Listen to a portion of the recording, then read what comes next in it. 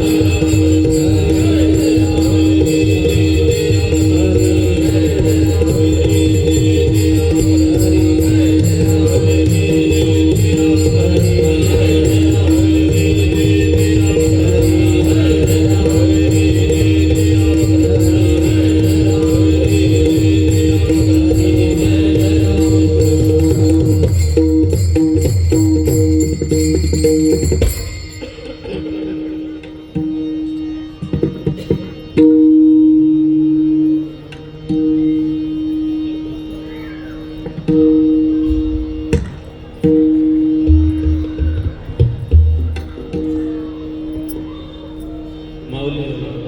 थोडे मॉनिटर ऐकायला नाही ऐकायला पाहिजे.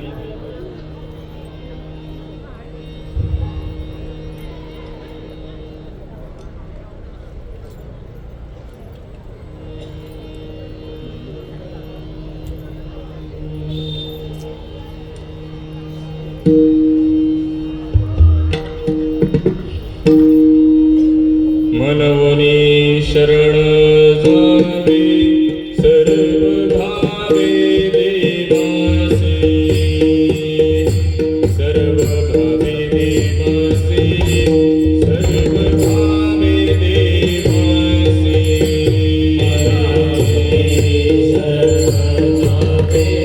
सर्व भावे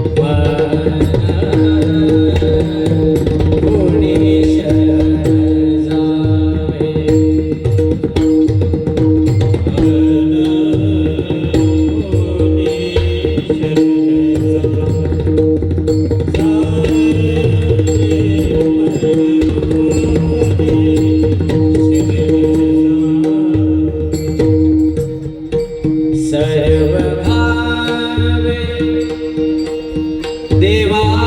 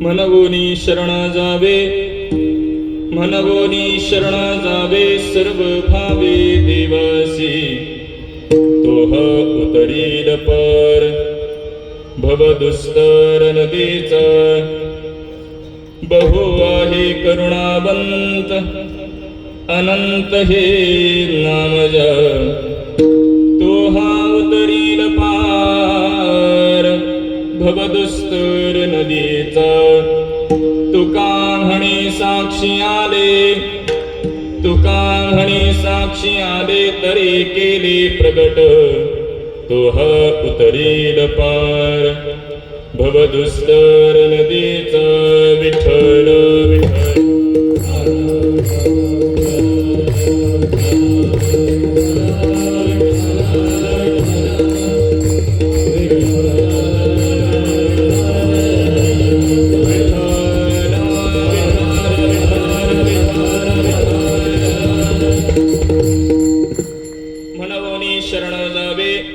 मनवोनी शरण जावे सर्व भावे देवासी, तोह उतरील पर भवदुस्तर नदीचा. प्रस्तुत कीर्तन रूपी सेवे करताच प्राप्त असणार अभंग देहूची संत श्रेष्ठ जगद्गुरु तुकोबारा या अभंगामधून भगवान परमात्म्याच्या शरणागतीचा बोध, शरणागतीचा एक प्रकारे उपदेश, शरणागतीची एक प्रकारे मीमांसा प्रकट करणारा अभंग चिंतन सेवेकरता निवडलेला आहे. चिंतनाला सेवेला प्रारंभ करण्यापूर्वी थोडासा परिहार देणे अगत्याचे आहे. समस्त ग्रामस्थ उलवे इथलं भजनी मंडळ असतील, भाविक मंडळी असतील, सर्व युवक म्हणजेच तरुण मंडळी असतील, सर्वांच्याच यथोचित अशा सहकार्याने संपन्न होत असलेला प्रातिवार्षिक पारंपरिक नाम महोत्सव आणि त्यामधील आजची ही पंचमदिनी कीर्तन रूपी सेवा आदरणीय अलंकार दादा त्यांच्या समवेत काम करणारी या सप्ताहाची सर्व काही आयोजक मंडळी असतील, कीर्तनकार मंडळी असतील, ज्येष्ठ मंडळी, पूजनीय मंडळी असतील, या सर्वांच्याच आज्ञेतून, प्रेमातून, स्नेहातून ही सेवा माझ्यासारख्या एका सर्वसामान्याकडे सोपवण्यात आली. तद निमित्ताने कीर्तनाकरिता उपस्थित आहे. एक पारंपरिक नाम महोत्सव आहे आणि म्हणून भगवान परमात्म्याच्या शरणागतीचा एक उत्सव किंवा शरणागतीचा थोडाफार विचार करून भगवान श्री हनुमंतरायांची सेवा करता यावी या हेतूने मी अभंग निवडला. चिंतनाला सेवेला प्रारंभ करण्यापूर्वी या उत्सवाचं अधिष्ठान म्हणून आपण ज्यांच्याकडे पाहतोय श्री हनुमंतरायांच्या चरणी अनंत कोटी प्रणाम करतो. त्याच पद्धतीने माझे श्री गुरु बाबासाहेब आजरेकर महाराज, श्रोत्रिय ब्रह्मनिष्ठ श्री गुरु सुधाकरजी महाराज, इंग्लिश श्री गुरु तीर्थरूप यांच्या चरणी देखील अनंत कोटी प्रणाम करतो. माझ्यापेक्षा ज्ञानाने वयाने अधिकाराने सर्व ज्येष्ठ श्रेष्ठ मंडळी सर्वांच्याच चरणी विनम्र भावाने वंदन करतो आणि ज्ञानोबराय तुकोबराय मला ज्या पद्धतीने बुद्धी देतील त्या पद्धतीने सेवा करण्याचा प्रयत्न. हेची माझी मनीची आस दास सेवेसी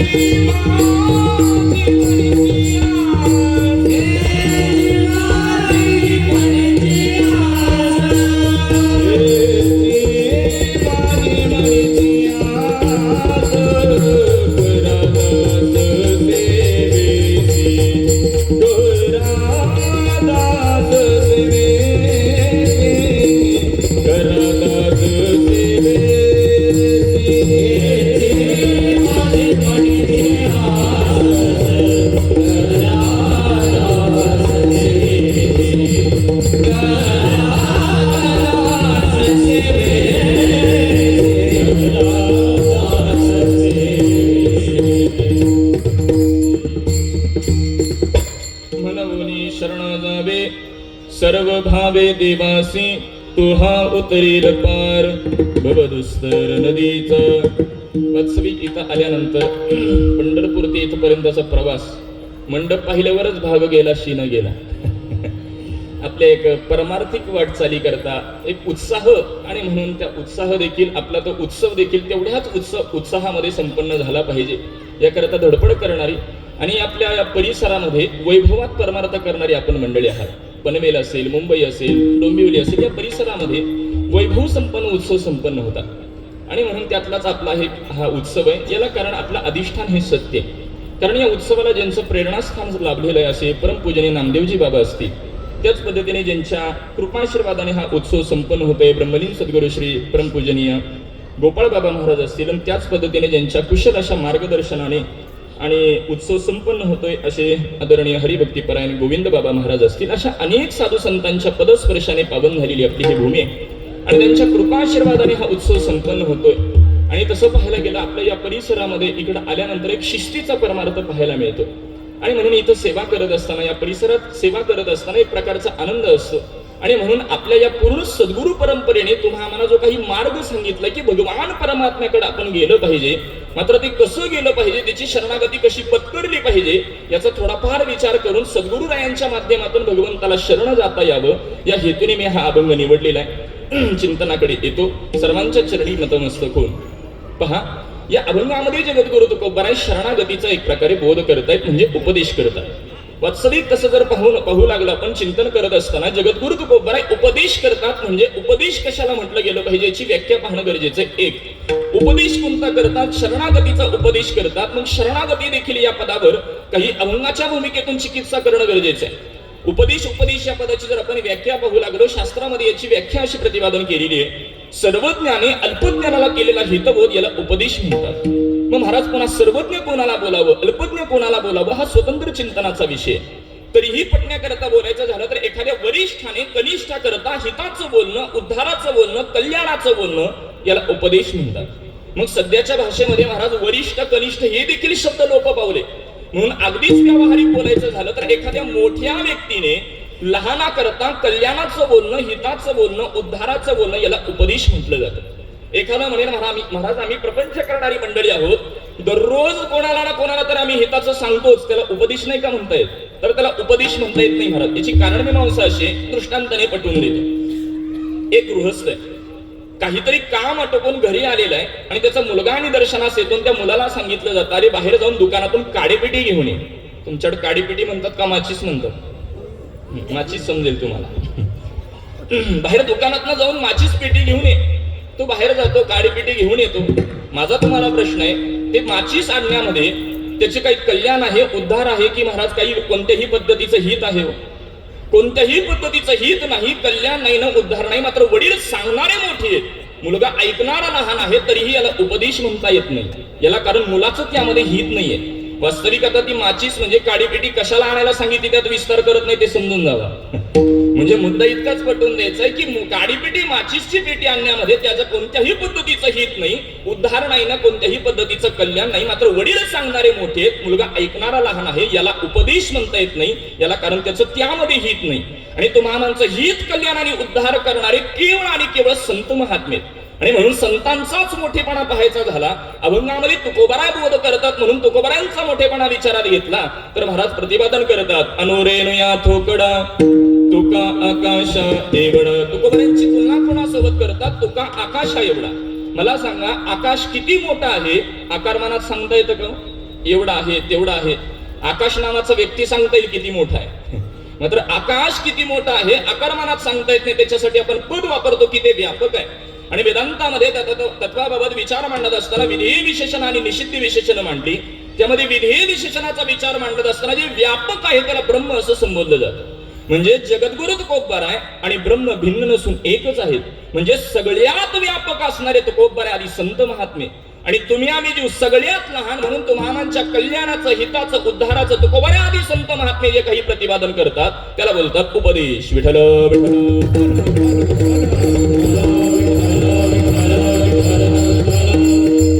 अशा पद्धतीने आपल्याला उपदेश या पदाची काही मीमांसा पाहता येईल. आणि जगद्गुरु तुकोबाराय उपदेश करतात तो कोणता आहे? तर या अभंगामध्ये शरणागतीचा उपदेश करतात. मग शरणागती या पदावर जर काही चिकित्सा करायची झाली तर महाराज शरण जाण्याचा अधिकारी कोण आहे? शरणागती हा विषय आहे. शरण गेल्यानंतर आम्हाला मिळणार काय आहे, म्हणजे प्रयोजन काय आणि शरणागतीचा संबंध काय? वेदांतातील अनुबंध चतुष्टयाच्या माध्यमातून याचा विचार करता येईल. तसं तर 3 प्रकारचे चतुष्टय वेदांतामध्ये आलेले आहेत. बघा, चतुष्टय म्हणजे 4. आता याचे 3 प्रकारचे चतुष्टय आहेत. एक आहे ते अंतःकरण चतुष्टय, दुसरा आहे साधन चतुष्टय आणि तिसरा आहे ते अनुबंध चतुष्टय. निर्देश करून पुढे निघून जातो. अंतःकरण चतुष्टय, अंत म्हणजे आत, करण म्हणजे इंद्रियं, चतुष्टय म्हणजे 4. आतली 4 इंद्रिय कोणती? मन, बुद्धी, चित्त आणि अहंकार. याला अंतःकरण चतुष्टय म्हटलं जातं. तद्वत ज्ञानाचा अधिकारी सांगत असताना बघा, मला विक्षेप जातो नाही किंतु एक अज्ञान वह चव साधन सहित सोन नर अधिकृत मतिमा. यामध्ये चव साधन असं म्हटलं गेलेलं आहे. निष्काम कर्म करून मलदोषाची निवृत्ती केलेली आहे, निष्काम उपासने विक्षेप दोषाची निवृत्ती केलेली आहे, आवरण ज्याचं शिल्लक आहे आणि जो 4 साधनांनी युक्त आहे तो ज्ञानाचा अधिकारी सांगितला जातो. मग ती 4 साधनं कोणती आहे? विवेक, वैराग्य, समाधी, षड संपत्ती आणि मुमुक्षुता. आता विवेक कशाला म्हणावं? आत्मा अनात्मा को भिन्न करके जाणा सो विवेकी. ही शास्त्रीय व्याख्या आहे, पटण्याकरता व्यावहारिक बोलतो. चांगलं काय, वाईट काय, सार काय, असार काय ही ओळखण्याची जी वृत्ती आहे त्याला विवेक म्हणतात. आणखी नाही पटलं का? व्यावहारिक बोलतात. एखाद्याने आपल्याला 10 वेळा जरी चहा पाजला तर आपण एकदाही पाजायचं नसतो, हे ज्याला कळतं त्याला विवेक म्हणा. विठ्ठल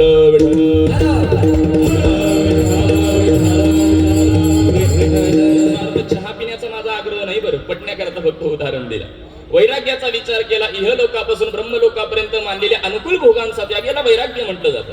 शमाधीषड संपत्तीमध्ये शम दम श्रद्धा समाधान उपरती तितिक्षा आणि पुन्हा आहे ती मुमुक्षुता ही साधन चतुष्टय आता सांगितली गेली. तद्वत एखाद्या ग्रंथामध्ये प्रवृत्ती होण्याकरता महाराज त्या ग्रंथाचा अधिकारी कोण आहे, त्या ग्रंथाचा विषय काय आहे, त्यामध्ये प्रयोजन काय आहे, त्याचा संबंध काय, याला अनुबंध चतुष्टय म्हटलं जातं. जगद्गुरु तुकोबाराय या अभंगामध्ये शरणागतीचा बोध उपदेश करतात. मग शरण जाण्याचा अधिकारी कोण आहे, शरणागतीचा विषय काय, बरं आम्ही शरण गेल्यानंतर आम्हाला मिळणार काय आहे म्हणजे प्रयोजन काय, आणि शरणागतीचा संबंध काय, म्हणजे वेदांतातील अनुबंध चतुष्टयाच्या माध्यमातून या अभंगाचा विचार करता येईल. किंवा ही चारही औषधे काहींना जर कठीण वाटत असतील, पटण्याकरता क्लिष्ट वाटत असतील, तर याला व्यावहारिक पदांमध्ये घेतो. शरणागतीचा अधिकारी विषय प्रयोजन संबंध यालाच आपल्या भाषेमध्ये शरण कोणी जायचं, शरण कोणाला जायचं, शरण का जायचं आणि शरण कसं जायचं या 4 प्रश्नांची उत्तर म्हणजे प्रस्तुत अभंग. विठ्ठल विठ्ठल.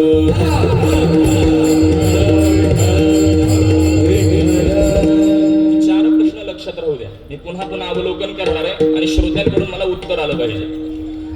शरणागतीचा अधिकारी विषय प्रयोजन संबंध यालाच आपल्या भाषेत शरण कोणी जायचं, कोणाला जायचं, का जायचं आणि कसं जायचं या 4 प्रश्नांची उत्तर अभंगातून घ्यायची. आणि अशा प्रकारे शरणागतीचा बोध उपदेश जगद्गुरु तुकोबाराय करतायत. वास्तविक भगवान परमात्म्याच्या प्राप्ती करता अनेक साधन आहेत. नाना साधनांच्या केल्या खटपटा, कर्म आहे, उपासना आहे, ध्यान आहे, योग आहे, अशा अनेक साधना परमात्म्यापर्यंत पोहोच करणार आहेत. मात्र महाराज अवघड कोणी न करी सांगता, सुलभ बहुता गोडवटे. अवघड साधन कलियुगामध्ये कोणाला नकोय, सगळ्यांना सोपा मार्ग पाहिजे. म्हणून तुम्हामांच्या कृतार्थ करता संत महात्मे उपदेशाची पद्धत अवलंबतात. सोपा मार्ग की तुम्हामांना कृतार्थ करण्याकरता उपदेशाची अशी सोपी पद्धत संत महात्मे अवलंबतात. बरं, तुम्हामांना कृतार्थ करण्याकरता संत महात्मे उपदेश करतात. उपदेश करत असताना देखील संतांकडे 2 विकल्प आपल्याला करता येतील. संत महात्मे एक वाचिक पद्धतीचा उपदेश करतात आणि दुसरा आहे तो क्रियात्मक पद्धतीचा उपदेश करतात. वाचिक उपदेश कशाला म्हणावं, हे चालू असलेलं कीर्तन आहे, प्रवचन आहे, कथा आहे, पोथी आहे, अनुग्रह आहे, याला वाचिक उपदेश म्हणतात. याला कारण संतांचं वचन या वाणीद्वारे तुम्हामांपर्यंत पोहोच केलं जातं. संतांचं वचनच तुम्हामांचं कल्याण करणार ठरतं आणि ते या वाणीद्वारे पोहोच केलं जातं. म्हणून कीर्तन प्रवचन याला आपण वाचिक उपदेश म्हणा. परंतु सर्वांच्या चरणी नतमस्तक होऊन माफी मागून बोलतो. सध्याच्या प्रवाहात कीर्तनातून काय बोलावं हे आता कीर्तनातूनच सांगावं लागतं. याच्यासारखं दुर्दैव नाही. विठ्ठल विठ्ठल.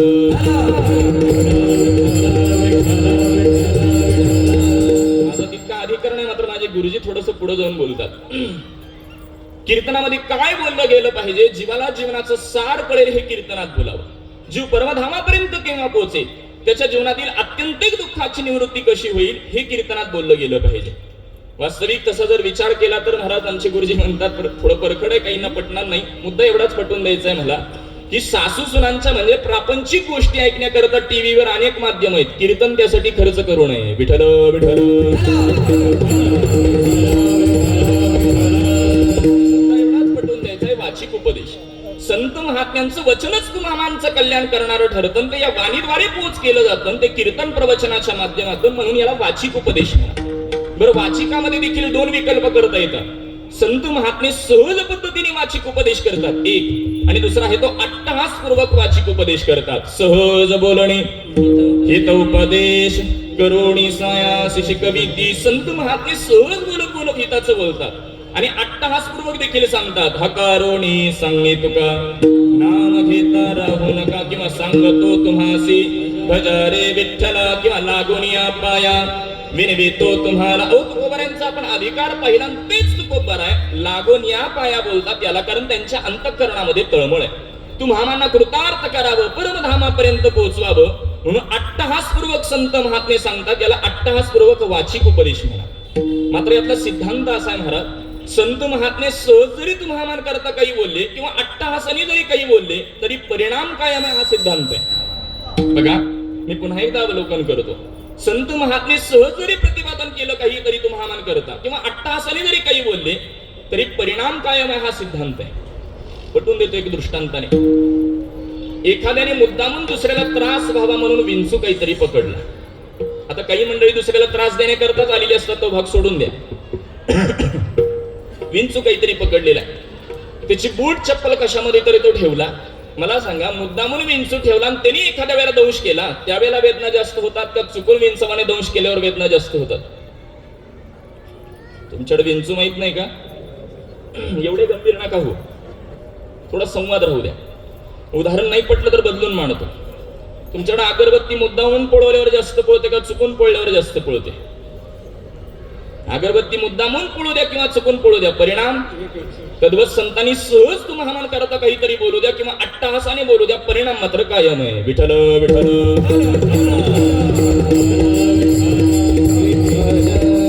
संत महात्मे तुम्हाला करता उपदेशाची पद्धत अवलंबतात. उपदेशामध्ये वाचिक उपदेशावर आपला विचार चालू आहे, त्यामध्ये दोन विकल्प केले, सहज आणि अट्टहास. यातला सिद्धांतही विचारात घेतला की परिणाम काय आहे. आणखी वेदांताच्या परिभाषेत विचार केला तर अन्वय पद्धतीने एक उपदेश करतात वाचिक, आणि व्यतिरिक्त पद्धतीने. अन्वय म्हणजे सकारात्मक पद्धतीने, व्यतिरेक म्हणजे नकारात्मक पद्धतीने. आता अन्वय व्यतिरेक पटवून देण्याकरता वेदांतामध्ये गोड उदाहरण दिले. दोरीचा फुलांच्या ठिकाणी अन्वय, फुलांचा दोरीच्या ठिकाणी व्यतिरेक आहे. परंतु तरीही पटवून द्यायचं झालं वाङ्मयाद्वारे तर तो एकमेव परमात्मा आहे. अजातवाद सांगतात एकमेवाद्वितीयं नेहनानास्ति किंचन. तो एकमेव आहे हे सांगणं अन्वय पद्धत आहे. आणि त्याला सोडून बाकीचं जगत कसं आहे, मृग जळ व्रत जाईल याला व्यतिरेक पद्धत म्हटलं जातं किंवा वाङ्मयाद्वारे बोलतो. तुम्हाला जर सुख पाहिजे असेल, सर्व सुखाचे अगर बापर कुमा देवीवर किंवा सर्व सुखा लागी करीसी तळमळ, तरी तो पंढरीसे जाय एक वेळ, मग तो अवघाचे सुखरूप होसे, जन्मोजन्मीचे दुःख विसरसे. महाराज या प्रमाणावर आमचे आजोबा कीर्तनात गोड बोलायचे. सुखा लागी करीसी तळमळ, तरी तो पंढरीसी जाय किती वेळ? एक वेळ. महाराज आम्ही महिन्याला पंढरपूरला येतो तरी सुख मिळत नाही. आमचे आजोबा असं बोलायचे, पंढरपुरात येऊन जर बैलाच्या बाजारात फिरलं तर केव्हा सुख मिळेल? विठ्ठल विठ्ठल.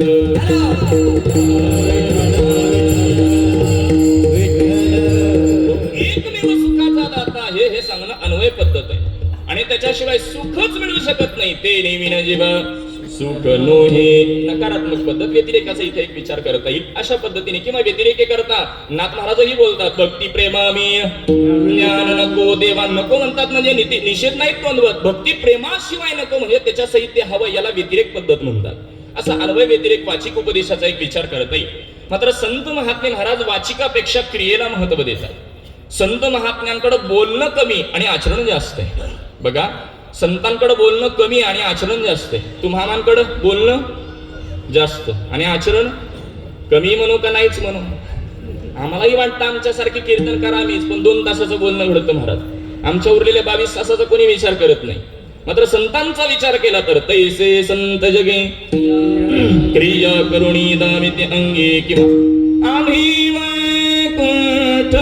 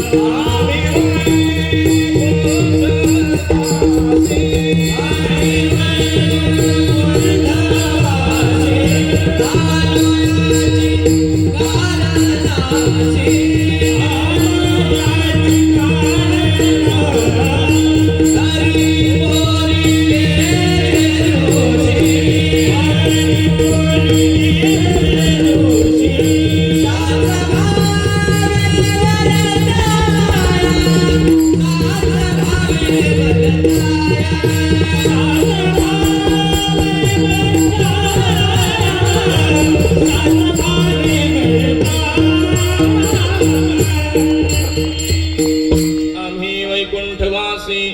आलो याची कारणासी, बोलिले जे ऋषी साच भावे वर्ताया. वर्तवून दाखवतात म्हणजे संत महात्मे आचरणाला महत्व देतात.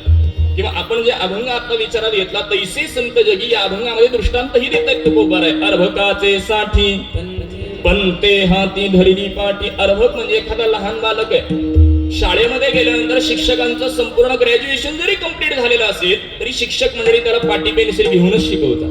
याला कारण त्याला त्याशिवाय समजणार नाही. तुकोबाराय दृष्टांत देत आहेत. पंते हाती धरिली पाटी. आत्ताच्या काळात आपण शिक्षकांना सर बोलतो. पूर्वी गुरुजी म्हटलं जायचं. वाङ्मयामध्ये शिक्षकांकरता पंत हे पद आलेले. पंते हाती. ज्या पद्धतीने संपूर्ण शिक्षण जरी झालं तरी विद्यार्थ्याकरता पाटी पेन्सिल घेऊनच शिकवतात. तद्वत तैसे संत जगी क्रिया करणी दाविती अंगी. संत महात्मे देखील क्रियेला महत्व देतात. चरित्राद्वारे पटवून देते. मौलिक ज्ञानोबा जीवन चरित्र पहा. ज्ञानोबारांना एके दिवशी क्रोध आलेला आहे. ज्ञानोबा पर्णकुटी लावून बसलेले आहेत आणि त्याच्यावर मुक्ताबाईंनी बोध केलेला आहे, उपदेश केलेला आहे. आपण संप्रदायामध्ये त्याला ताठीचे अभंग बोलतो. मला सांगा, खरंच ज्ञानोबारांना क्रोध राग आलेला होता का? अहो, ज्या ज्ञानोबारांचं केवळ नामचिंतन केलं तर आपला राग गळून पडतो, त्या ज्ञानोबारांना रागी नाही महाराज. ज्ञानोबा एक प्रकारची भूमिका घेतात की तुम्हाला त्या आचरणाद्वारे निर्देश करतात की ज्ञानी मंडळींनी वेळोवेळी आत्मपरीक्षण करण्याची गरज आहे. कारण त्याची कारण मीमांसा ज्ञानोबा स्वतः ज्ञानेश्वरीमध्ये बोलतात. नवल अहंकाराचे गोठी विशेष नगे अज्ञाना पाठी. सज्ञानाचे झोंबे कंठी नाना संकटी नाचली. अहंकार तो अज्ञानाच्या पाठीमागं लागत नाही महाराज, मात्र ज्ञानवंतांच्या पाठीमागं लागल्याशिवाय राहत नाही. म्हणून त्यांनी वेळोवेळी आत्मपरीक्षण केलं पाहिजे हे तुम्हाला कळावं याकरता ज्ञानोबारांनी पर्णकुटी लावली होती. याला आचरणाद्वारे म्हणजे क्रियात्मक उपदेश म्हणतात. चरित्र बदलून मांडतो. भक्त शिरोमणी नामदेवराय सकल संत मांदियाळीमध्ये कच्चे ठरवण्यात येतात. अहो, नामदेवराय खरंच कच्चे असते तर सुरुवातीलाच त्यांना भगवंतांनी जवळ केलं नसतं. मात्र नामदेवराय भूमिका घेतात की तुम्हाला कळावं या देहाला आल्यानंतर गुरु केल्याशिवाय तरण उपाय नाही हे तुम्हाला कळावं याकरता नामदेवरायांना विसोबांकडे पाठवलं. याला क्रियात्मक उपदेश म्हणतात. आणखी नाही पटलं का? व्यवहारिक बोलतो. तुमच्या टीव्ही पाहता का? मी हरिपाठ करता का म्हणून नाही विचारलं. आपण टीव्ही पाहतो. आता टीव्हीवर एखादा जर चित्रपट चालू असेल आणि चित्रपटामध्ये एखादा व्यक्ती जर मृत झालेला असेल तो मृत झालेला मेलेला खरा असतो की खोटा असतो? खोटा असतो. त्याच्या आसपास रडणारे खरे असतात की खोटे असतात? खोटे असतात. तरी देखील काही मंडळी ते दृश्य पाहून इतर रडतात. मला मुद्दा एवढाच पटवून द्यायचा आहे, मृत झालेला खोटा आहे, आसपास रडणारे खोटे. मग ते काय करतायत? तुम्हाला कळावं याकरता ते भूमिका वटवत असतात. तद्वत तुम्हाला कळावं याकरता संत महात्मे जी भूमिका घेतात त्यालाच क्रियात्मक उपदेश म्हणतात. विठ्ठल विठ्ठल.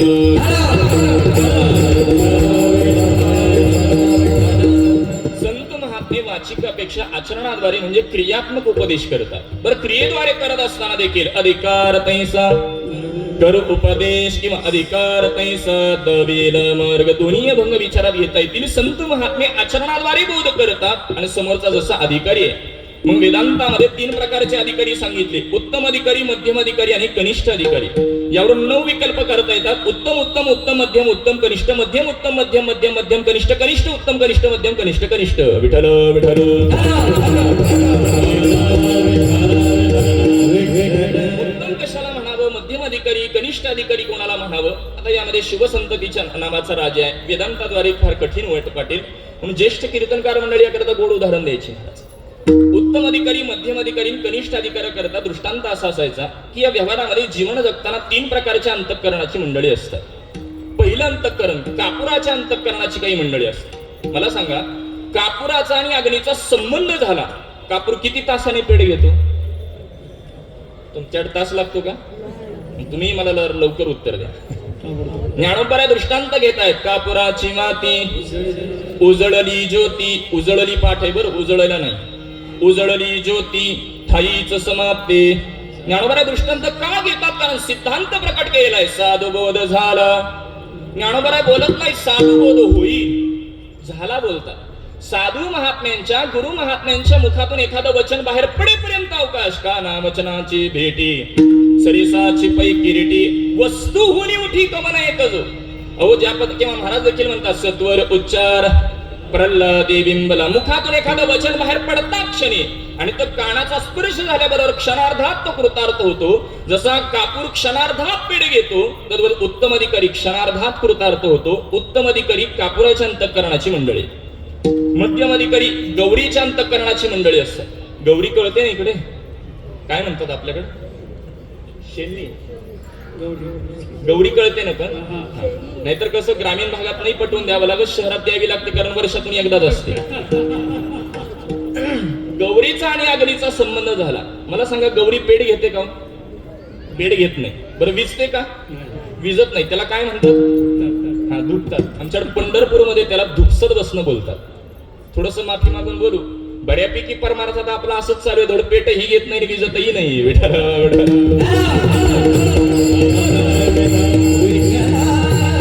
जे योग्य साध्य त्या साध्यापर्यंतही जात नाही आणि साधनापासून परावृत्तही होत नाही, असा हा मध्यम अधिकारी आहे. कनिष्ठ अधिकाऱ्याचा विचार सांगत असताना शेणाच्या अंतःकरणाची काही मंडळी असते.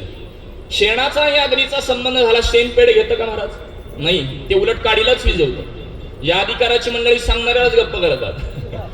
मला विरोध मांडायचा नाही, मला अधिकारी पटवून द्यायचे. उत्तम अधिकारी आहे, मध्यम अधिकारी आणि कनिष्ठ अधिकारी आहे. ज्या पद्धतीचा अधिकारी, अहो संत वाङ्मय जर आपण अभ्यासलं, संतांनी अनेक ठिकाणी दृष्टांताची उपाययोजना केलेली आहे महाराज.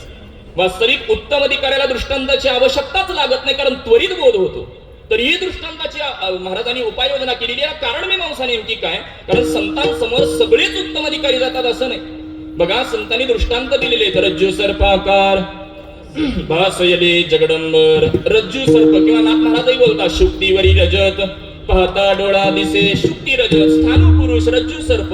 किती वेळाही आपण पटवून देऊ लागलो, सर्वसामान्यांना पटतीलच असं नाही महाराज. मात्र वेदांतातील कठीणातली कठीण प्रक्रिया पटवून देण्याकरता हे दृष्टांत आवर्जून वापरले जातात. मात्र सर्वसामान्यांना पटणार नाही, म्हणून वेदांतातली तीच प्रक्रिया जीवनमुक्ताचंच लक्षण पटवून देण्याकरता जर ही प्रक्रियेतली जर दृष्टांत दिले तर पटणार नाही. म्हणून तुम्हाला जीवनामध्ये येणाऱ्या प्रत्येकाच्या अनुभवाच्या गोष्टीचा दृष्टांत तुकोबारा देत आहेत. बीज भाजुनी केली नाही आम्हा जन्म मरण नाही, आकारासी कैचा ठर देह प्रत्यक्ष झालं दे. लाही म्हणजे ज्वारीचा दृष्टांत आहे. नाही पटला तर दुसरा दृष्टांत देतात, साखरेचा नोहे ऊस आम्हा कैचा गर्भवास. म्हणजे ज्या पद्धतीने तुकोबारायांसमोर जसा अधिकारी आहे त्याला त्यानुरूप बोध केलेला आहे. सर्वांनाच प्रक्रिया पटेल असं नाही, म्हणून ज्याला जीवनामध्ये जशा अनुभव आलेला आहे त्या प्रक्रियांचा किंवा त्या उदाहरणांचा दृष्टांत घेऊन तुकोबारा देतात, कारण समोरचा तशा पद्धतीचा अधिकारी. यावर एक आमचे आजोबा गोड दृष्टांत द्यायचे. आपला सिद्धांत असा चालू आहे की संत महात्मे आचरणाद्वारे बोध करत आहेत, आणि आचरणाद्वारे करत असताना देखील समोरचा जसा अधिकारी आहे त्याला त्या अनुरूप बोध करतात. बघा, आता शेतकरी मंडळी, शेतामध्ये काही पाणी देण्याच्या पद्धती आहेत. मला पण केवळ सांगताच येतात बरं का. बघा, एक सरीची पद्धत आहे, दुसरी आळे पद्धत आहे, तिसरी वाफे पद्धत आहे, चौथी मुक्त कंठाने पाणी देण्याची पद्धत आहे. सरीची पद्धत आता शहरामध्ये म्हणजे सिंगल लाईन धरा, आळे पद्धत म्हणजे सर्कल धरा, म्हणजे पटायला सोपं जाईल. सरीची पद्धत चिक्कूच्या आंब्याच्या झाडाला असते का? नाही. ऊसाचं पीक असेल तर त्याला सरीची पद्धत असते. चिक्कू आंबा फळ असतील तर त्याला आळे पद्धत असते. पालेभाज्या असतील तर वाफे पद्धत असते. आणि ज्वारी सारखा आपल्या परिसरातलं महत्वाचं म्हणजे भाताचं पीक असेल तर मुक्त कंठाने पाणी देण्याची पद्धत आहे. आता लक्ष द्या, आपल्याकडे ऊसाचं पीक म्हटलं की सरीची पद्धत ही ठरलेली आहे, पालेभाज्या म्हटलं की वाफे पद्धत ठरलेली आहे, चिक्कू आंबा फळ म्हणलं की आळे पद्धत ठरलेली आहे. ज्या पद्धतीने व्यवहारामध्ये आपण पीक पाहून पाणी देण्याची पद्धत ठरवतो, तर संत महात्मे तुम्हा माणसं अधिकार पाहून उपदेश करण्याची पद्धत ठरवतात. विठ्ठल विठ्ठल. प्रकार असा घडतो महाराज, ज्वारीला किंवा भाताच्या पिकाला कितीही पाणी दिलं तरी त्यामध्ये काही फरक पडतो का? जसं आपल्याला कीर्तन प्रवचनातून कितीही सांगितलं तर आपल्यात काही फरक पाडायचाच नसतो. हे ठरवूनच कीर्तनला उभारतो आपण. मी उभारतो म्हटलो, बसतो म्हटलं नाही, कारण तुम्हाला बोलण्याचा नैतिक अधिकार आमच्याकडे नाही, कारण सध्या आमच्यातच फरक पडत नाही. विठ्ठल विठ्ठल. मला मुद्दा एवढाच पटवून द्यायचा की संत महात्मे वाचिकापेक्षा आचरणाद्वारे बोध करतात, क्रियात्मक उपदेश करतात. क्रियात्मक करत असताना देखील समोरचा जसा अधिकारी आहे त्याला त्या अनुरूप बोध करतात. मग कल्पना करा, एक साधक तुकोबारांकडे गेला आणि महाराजांना बोलू लागला, महाराज तुम्ही शरण जाण्याकरता सांगताय, तुम्ही शरण गेला आहात की नाही? थोडस परखड वाटेल पण बोलू. असे प्रश्न आम्हा कीर्तनकारांना केले पाहिजेत महाराज. तुम्ही वारीबद्दल बोलता, तुम्ही वारीत असता की नाही? असं जाऊ द्या, परखडता वाटेल, माझा काही तितका अधिकार नाही. सरळ ओघवताना विषय येते म्हणून बोललो. मुद्दा एवढाच पटवून द्यायचा आहे, तुकोबारांना एखाद्याने कल्पना करा, एक प्रश्न केला, महाराज तुम्ही शरण जाण्याकरता सांगताय, तुम्ही शरण गेला आहात की नाही? तुकोबराय बोलतात शरणागत झालो.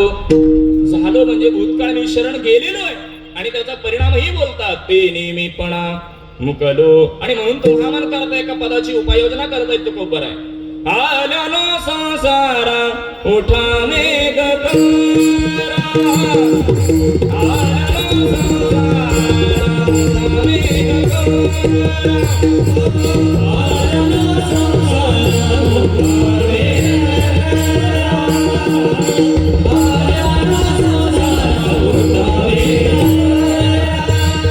शरण जाओ दादा पांडुरंगा. शरण जाओ दादा शरण जाओ दादा पांडुरंगा. देह है काळाचे धन तुमेरा. देह है काळाचे धन तुमेरा. शरण जाओ दादा पांडुरंगा. शरण जाओ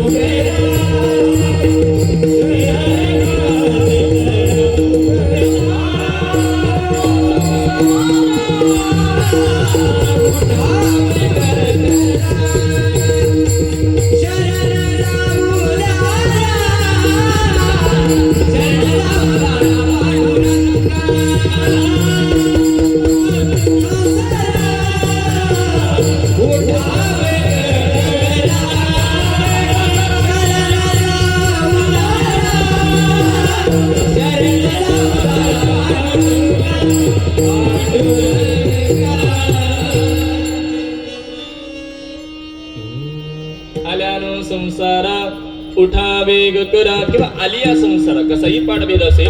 महत्वाचा मुद्दा आहे संसारा. मी पुन्हा एकदा अवलोकन करतो. आपण अभंगाचं चिंतन करत असताना उपक्रमाला 4 विकल्प केले होते. शरणागतीचा अधिकारी कोण आहे, शरणागतीचा विषय काय आहे, शरण गेल्यानंतर मिळणार काय म्हणजे प्रयोजन काय, त्याचा संबंध काय. यामध्ये जगद्गुरु तुकोबराय शरण जाण्याचा अधिकारी सांगतायत. शरण जायचं असेल तर कोणी शरण जावं. आल्यानो संसारा. जो संसाराला आलेला आहे त्यांनी शरण जायचं. एखादा नवतरुण म्हणेल महाराज आम्ही आणखी चतुर्भुजच झालो नाही, शरण जायचं की नाही. चतुर्भुज समजतं ना. एखादा म्हणेल आमचा विवाहच झाला नाही. कारण व्यवहारामध्ये संसार या पदाची व्याख्या बायका मुलांचा पसारा 4 भिंतींच्या आतला याला व्यवहारात संसार म्हटलं जातं. परमार्थिक दृष्ट्या विचार केला तर महाराज संसार कशाला म्हणावं. कर्तृत्व भोक्तृत्व ज्याच्याकडे त्याला संसार म्हणा 1. उपजन आणि निमन ज्याच्याकडे त्याला संसार म्हणा 2. जो देहतात आत्म्याने जगतो त्याला संसार म्हणा 3. पंचक्लेशासहित अविद्या अस्मिता राग द्वेष अभिनिवेश आणि जो युक्त आहे त्याला संसार म्हणा 4.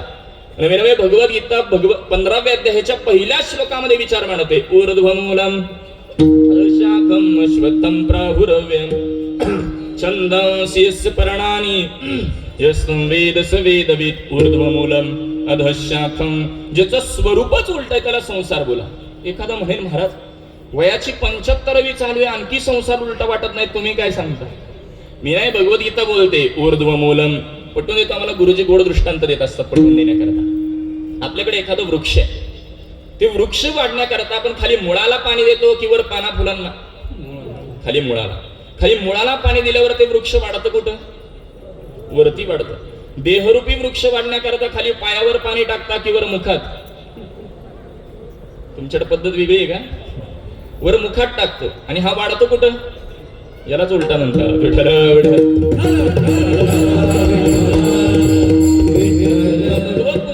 जगद्गुरु शंकराचार्य प्रतिपादन करतात पुनरपि जननम पुनरपि मरणम पुनरपि जननी जठरे शयनम इह संसारे. दर्शक सर्वनाम आहे. अंगुली निर्देश केला याला संसार म्हणा. कशाला जो पुन्हा पुन्हा पुन्हा पुन्हा पुन्हा पुन्हा जन्मतो आणि पुन्हा पुन्हा मरतो. म्हणजे एखाद्याचा विवाह होऊ द्या नाही तर न होऊ द्या, जो या देहाला आलेला आहे असा प्रत्येक जण संसारी आहे आणि त्यांनी शरण गेलं पाहिजे. कारण महाराज जारद उद्विष वेदज अंड 4 प्रकारची योनी आहे.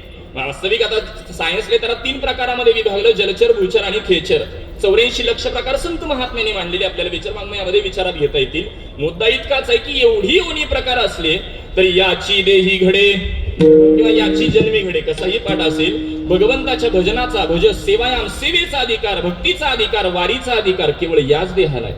मला सांगा, कधी गाढव वारी करताना भजन करताना पाहायला मिळालं का?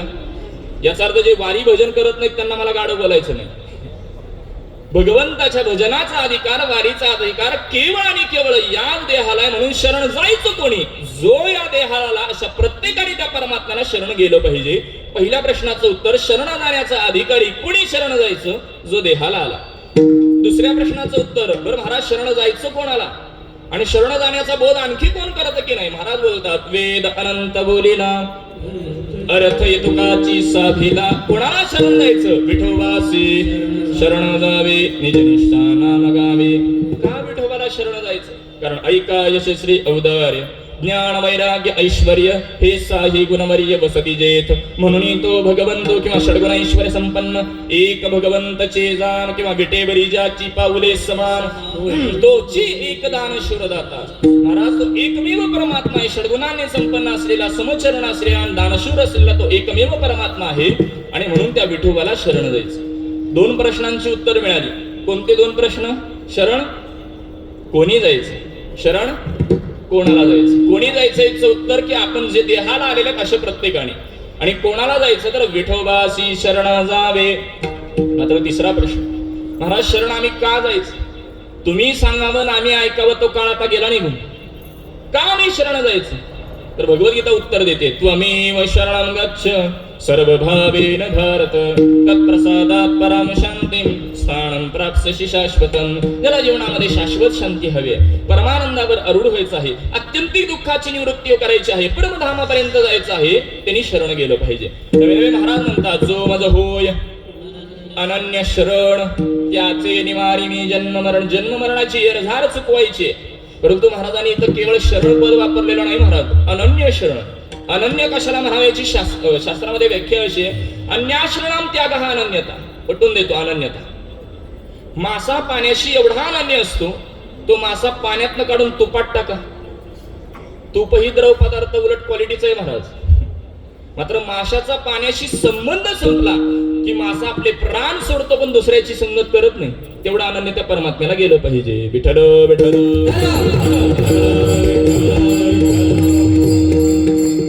म्हणजे यावर आणखी काही मंडळी पूर्व पक्ष किंवा शंका निर्माण करतील. महाराज तुम्ही आता वाक्य प्रतिपादन केलं, दुःख निवृत्त करायचं असेल तर तुम्ही सांगता परमात्म्याला शरण जा.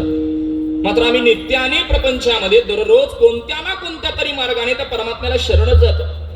आमच्या घराची दररोजची देवपूजा असेल, आमचं नित्याचं पारायण असेल, आमची जपमाळ असेल, किंवा आम्ही आमच्या पंचक्रोशीमध्ये कुठे जरी उत्सव सुरू झाला तर मिळेल ती सेवा करण्याकरता आम्ही तत्पर असतो. म्हणजे मिळेल ती सेवा करण्याकरता आम्ही तत्पर आहे. दररोज कोणत्या ना कोणत्या तरी साधनाने आम्ही नित्याने त्या परमात्म्याला शरण जातो. तरी जीवनामध्ये दुःख आहे, तरी जीवनामध्ये संकट आहे. याची कारण मीमांसा काय? तुम्ही सांगता शरण जावा दुःख निवृत्ती आहे, आणि आम्ही तर नित्याने जातोय तरीही दुःख आहे. याची कारण मीमांसा नाथ महाराज बोलतात, केले कर्म झाले भोगा हरे.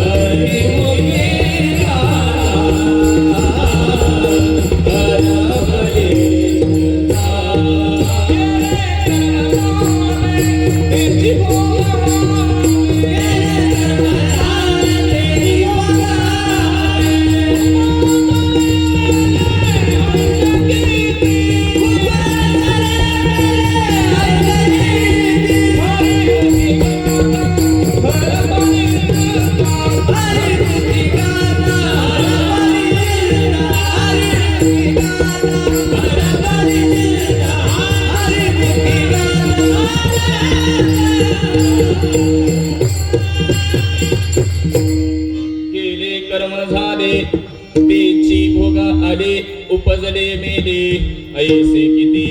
या जोडचालीच्या आनंद करतात ज्ञानोबरे तुकोबऱ्यांच्या सोहळ्यात यावं लागतं, पण सोहळ्यातून दिंडीत चालावं लागतं हेही तितकंच खरं आहे. आमच्या आता विठ्ठल महाराज इथं उपस्थित आहेत.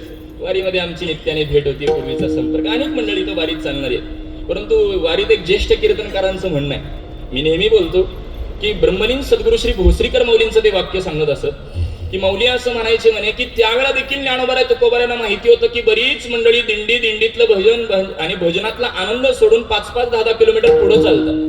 म्हणून संतांनी त्यांच्याकरता प्रमाण खर्चिक घातलेलं आहे. पापाचे कळप विठ्ठल विठ्ठल. आपण कुठल्या यादीत बसतो हे आपल्या पण ठरवा.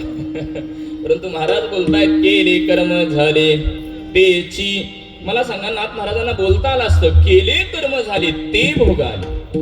महाराज बोलतात पेची भोग आले. श्री पाणिनींच्या व्याकरण सूत्रानुसार या चकाराने अन्याची व्यवृत्ती असते. तुम्ही आम्ही केलेलं कर्म हे भोगावं नाही महाराज, भोगावंच लागतं हा शास्त्र सिद्धांत आहे. बघा, तसं तर शास्त्रामध्ये वेदांतामध्ये 3 प्रकारे कर्माचा विचार मांडला गेलेला आहे. क्रियमाण कर्म, संचित कर्म आणि प्रारब्ध कर्म. क्रियमाण कशाला म्हणावं? जन्मापासून अंतापर्यंत जे देह तादात्म्याने केलं जातं याला क्रियमाण बोला. यातलं जे संग्रहायला जातं त्याला संचित म्हटलं जातं. फल देण्याकरता जे सन्मुख होतं याला प्रारब्ध बोलतात. वास्तविक पटण्याकरता कठीण वाटेल, मात्र याकरता दृष्टांत गुरुनाम गुरु वेदांत केसरी रंगनाथ महाराज परमणीकर गुरुजी याकरता दृष्टांत द्यायचे. आम्ही काही प्रत्यक्ष नाही, आम्ही आमच्या गुरुजींच्या मुखातून ऐकलेलं आहे. आता माता भगिनी घरामध्ये पोळी करते. पोळी लाटणं हे तिचं क्रियमान कर्म आहे. पोळी लाटल्यानंतर तव्यावर भाजून ती टोपलीमध्ये संग्रहित केली जाते, हे तिचं संचित कर्म आहे. आणि टोपलीतली ताटामध्ये खाण्याकरता येणं याला प्रारब्ध बोलतात. विठ्ठल विठ्ठल.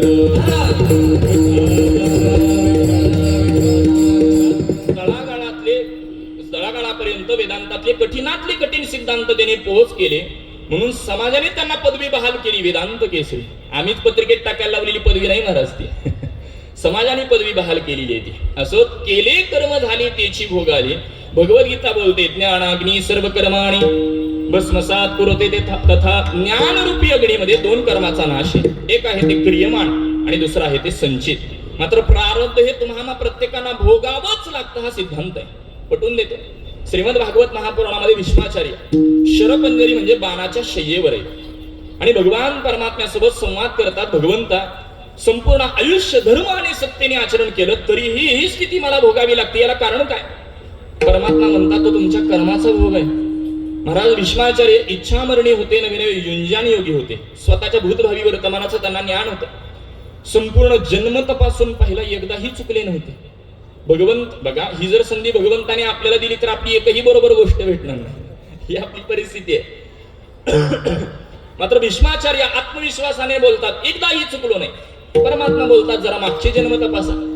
भीष्माचार्य 1 जन्म, 10 जन्म, 100 जन्म चरित्र असं सांगितलं तर 100 जन्म भीष्माचार्य पाठीमागे गेले. घडलेली एक चूक लक्षात येते. रस्त्याने जात आहेत आणि रस्त्यामध्ये एक सरडा पडलेला असतो. आता तो रस्त्यात पडलेला आहे, बाजूला करावं म्हणून बाणाच्या साह्याने त्याला उचलून बाजूला टाकलं आणि बाजूला टाकल्यानंतर तो काटेरी कुंपणावर पडला आणि त्याच्या शरीरामध्ये काटे टोचले गेले. किंवा 100 जन्म अगोदर, तर 100 जन्मानंतर भीष्माचार्यांना बाणाच्या शय्येवरच पडावं लागलं. अहो, भीष्माचार्यांसारख्यांना जर केलेलं कर्म भोगावंच लागतं तर तुम्हामांचं काय आहे? विठ्ठल विठ्ठल.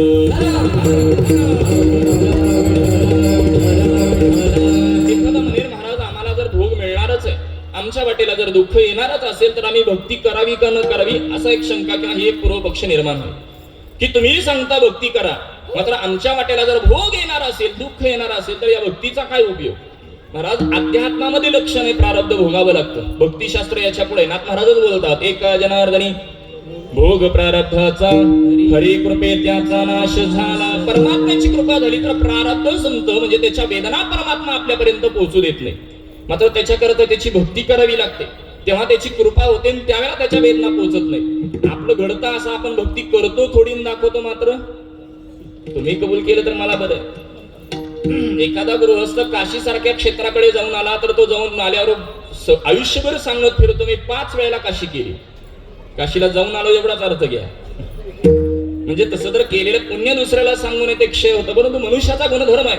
पुण्य सांगत फिरतो दोषांचा आपण म्हणजे दोष लपवतो, हा मनुष्याचा स्वभाव आहे. जर आपल्याला त्यातून बाहेर पडायचं असेल किंवा प्रारब्ध संपवायचं असेल तर तेवढीच भक्ती करणं गरजेचं आहे.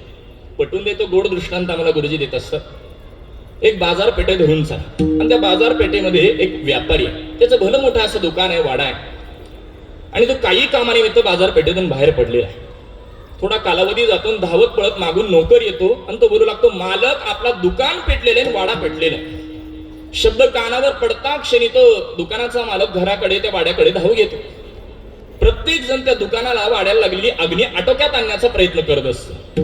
कुणी पाईपच्या सहाय्याने प्रेशरने पाणी मारतं, कुणी बादली अन्य साधनाने प्रत्येक जण ती अग्नी आटोक्यात आणण्याचा म्हणजे आग विझवण्याचा प्रयत्न करत आहे. मात्र जो दुकानाचा मालक आहे, जो वाड्याचा मालक आहे, तो एक वाटी घेतो, चमचा घेतो आणि चमच्याने पाणी मारू लागतो. किती मिनिटात वाडा विझेल? वाडा विझेल का महाराज? नाही. याला कारण काय? तर महाराज समोर जेवढा अग्नी आहे तेवढ्याच प्रमाणात पाणी मारलं गेलं पाहिजे, त्याशिवाय अग्नी आटोक्यात येणार नाही, हा साधा व्यवहार आहे. तद्वत प्रारब्ध संपायचा असेल तर प्रारब्ध रूपी भोग जेवढा आहे तेवढीच भक्ती केली पाहिजे. विठ्ठल विठ्ठल.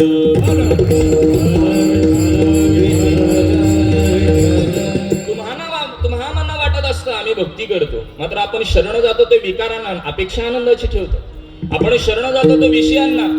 विषयाडी बोलले देव विषय ओडी बोलले देव. ओडी बोलले देव विषय ओडी बोलले देव. आकाराची कोण करील गोड करेल देव.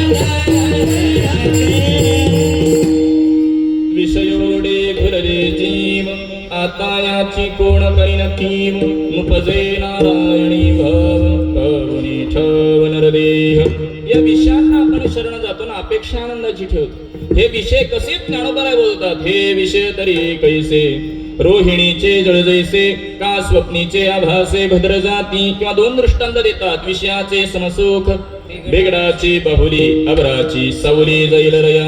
अत्यंत बाधक आहे. वेदांतामध्ये पंचविषयाकरता पंच प्राण्यांचे उदाहरण दिलेले. तसं जर पंचविषयाची उत्पत्ती पंचमहाभूतांच्या तमोगुणांपासून आहे. बघा, सत्वगुणांपासून ज्ञानेंद्रिय, रजगुणांपासून कर्मेंद्रिय आणि तमोगुणांपासून या पंचविषयाची उत्पत्ती आहे. कोण कोणापासून निर्माण झाली याचीही शृंखला वेदांतामध्ये. शब्द हा आकाशापासून, स्पर्श वायूपासून, रूप तेजापासून, रस जलापासून आणि गंध पृथ्वीपासून निर्माण झाला. प्रत्येकाकरता एक एक उदाहरण. शब्दाकरता हरिणाचं उदाहरण आहे, स्पर्शाकरता हत्तीचं उदाहरण आहे, रूपाकरता पतंग किड्याचं उदाहरण आहे, रसाकरता माशाचं उदाहरण आहे आणि गंधाकरता भुंग्याचं उदाहरण आहे. हे उदाहरण मी ऐकली ते गुरुनाम गुरु वक्ते बाबांकडून. ज्यावेळेला ज्ञानोबांच्या मंदिरामध्ये सहज दर्शनाला गेलो, बाबांचं कीर्तन चालू होतं आणि वक्ते बाबांच्या मुखातून या पंच विषयाकरता या पंच प्राण्यांची उदाहरण, त्याला त्यांनी नाथ भागवतातल्या फार गोड ओव्या दिल्या होत्या. माझे काही तेवढ्या पाठांतात नाही.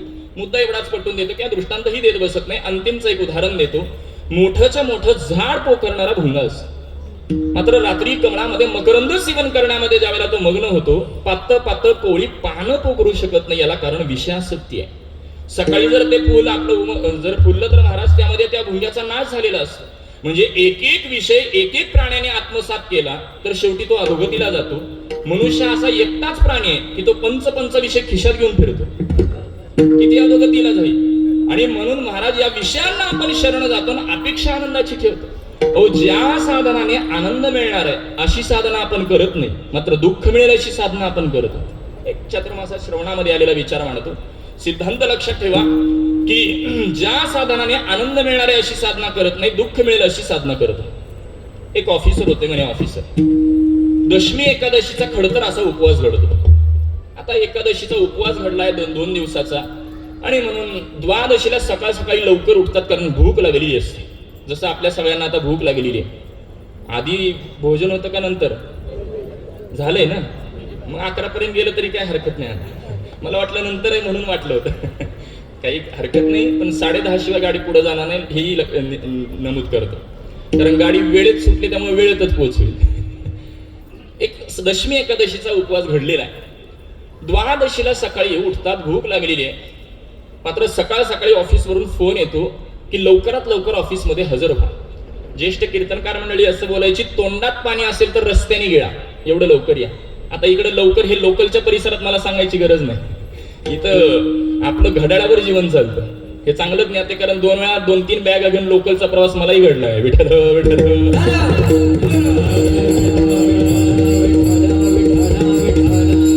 त्यावेळेलाच ठरवलं की पुन्हा कोणतीही बॅग न घेता कधीच प्रवास करायचा नाही आपण. असं मुद्दा इतकाच पटवून द्यायचा. तो धावत पळत ऑफिसमध्ये कामा करता जातो. काम आटोपतो, भूक लागली म्हणून पुन्हा घराकडे धाव घेतो. पाहतो तर घराला कुलूप आहे. आणि म्हणून शेजारच्या गृहिणीला विचारतो. ते गृहिणी सांगते की असं असं उलवे गावामध्ये उत्सव बसलेला आणि पारायणा करता ते बसलेले, म्हणून सकाळ सकाळी तिकडे निघून गेले. ठीक आहे म्हणतो. तिच्याकडनं चावी घेतो, कुलूप उघडतो, आतमध्ये जातो, स्वयंपाकघरामध्ये जातो, सगळीकडे शोधाशोध करू लागतो. पत्नीने मला काहीतरी खाण्याची व्यवस्था केली असेल. प्रकार असा घडलेला असतो. दशमी दिवशी उद्या एकादशी आहे म्हणून जे काही अन्न तिचं दशमी दिवशी राहिलेलं आहे ते तिने वाटून संपवलेलं. एकादशी दिवशी आज एकादशी आहे, उपवासाचं जेवढं लागतं तेवढंच तिने बनवून खाऊन संपवलं होतं, कारण उपवासाचा दुसऱ्या दिवशी उपयोगाला येत नाही. आणि द्वादशीला हे सकाळ सकाळी घराच्या बाहेर पडलेले आहेत, याचा अर्थ काहीतरी खातील आणि इथं आलेल्यांना पारायणा करता काहीतरी सोय केलेली आहे म्हणून तिने घरात काहीच बनवलं नव्हतं. स्वयंपाकघर अगदी सामसूम हा शोधाशोध करू लागतो. रागाला जातो की माझी काहीतरी शोधाशोध, मात्र काही मिळेना. तोपर्यंत त्याची दृष्टी एका डब्यावर पडते. त्या डब्यावर लिहिलेलं असतं खास सोडा म्हणून. माता भगिनींना सवय असते, तुरीच्या डाळला तू डाळ लिहितात, मुगीच्या डाळला मूग डाळ, तसं त्या गृहिणीने खायच्या सोड्याला खास सोडा असं लिहिलेलं होतं. पत्नीचे उपकार मानतो तिने माझी काहीतरी खाण्याची व्यवस्था केली. एक ताड घेतो, तांब्यावर पाणी घेतो, 2-3 किलो सोडा काढतो, बस की कालोतून खाऊन टाकतो. माझा दृष्टांत संपला. माझ्या प्रश्नाचं उत्तर द्यायची भूक भागली असेल का? नाही. याला कारण ज्या पदार्थाने भूक भागते असे पदार्थ त्यांनी खाल्लेच नाही. उलट पोटात आधी असलेले पदार्थ बाहेर कसे पडतील असे पदार्थ त्यांनी खाल्ले. तद्वत तुम्हाला ज्या साधनाने आनंद मिळतो अशी साधना आपण करत नाही, दुःख मिळेल अशी साधना करत बसतो. विठ्ठल विठ्ठल.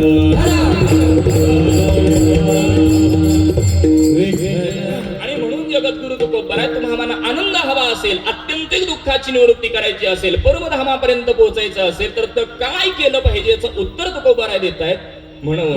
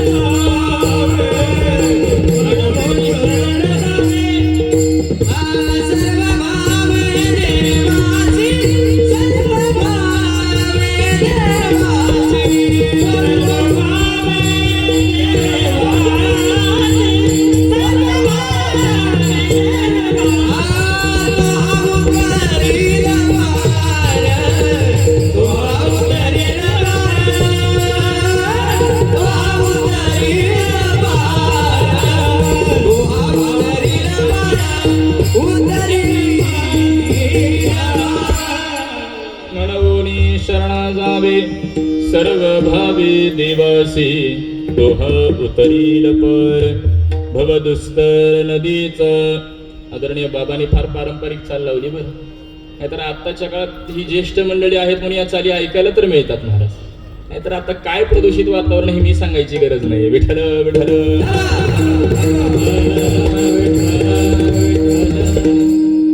तशा पद्धतीने त्या चालींचा ठेवा आता ही तरुण मंडळी ही जोपासतायत, त्यामुळे याचा एक विलक्षण आनंद आहे. असो मनवनी शरण जावे सर्व भावे देवासी. आपण 4 विकल्प या अभंगावर केले होते. बघा, शरणागतीचा अधिकारी कोण आहे, शरणागतीचा विषय काय आहे, शरण गेल्यानंतर प्रयोजन काय आहे म्हणजे मिळणार काय, आणि शरणागतीचा संबंध काय. यालाच आपल्या भाषेमध्ये शरण कोणी जायचं, शरण कोणाला जायचं, शरण का जायचं आणि शरण कसं जायचं. जाताना घरी जाताना देखील हे 4 प्रश्न घेऊन घरी जायचं. 4च प्रश्नांची उत्तरं जर फक्त आपण घरी घेऊन गेलो, तुकोबारायांच्या एका या अभंगातल्या 4 प्रश्नामुळे जीवन कृतार्थ झाल्याशिवाय राहणार नाही. तुकोबारायांचा तेवढा अधिकार आहे. मुद्दा एवढाच पटवून द्यायचा की तुकोबारायांच्या या अभंगानुसार आपण शरण कोणी जायचं, जो देहाला आला याचं उत्तर मिळालं. कोणाला जायचं, विठोबासी शरण जावे. का शरण जावे तुकोबाराय बोलतात. म्हणवोनी शरण जावे व्यवहाराद्वारे पटवून देतो. शाळेमध्ये विद्यार्थ्यांना प्रश्न असतो, कारणे द्या, आणि प्रश्नामध्येच उत्तर लिहिलेलं असतं, फक्त पुढे क्वेश्चन मार्क असतं आणि याला असं का म्हणतात म्हणून विचारलेलं असतं. विद्यार्थी मंडळी संपूर्ण उत्तर लिहितात आणि शेवटी लिहितात म्हणून याला असं असं.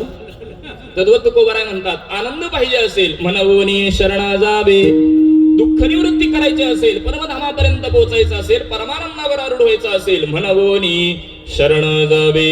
अंतिमचा प्रश्न राहिला, मग महाराज शरण जायचं नेमकं कसं?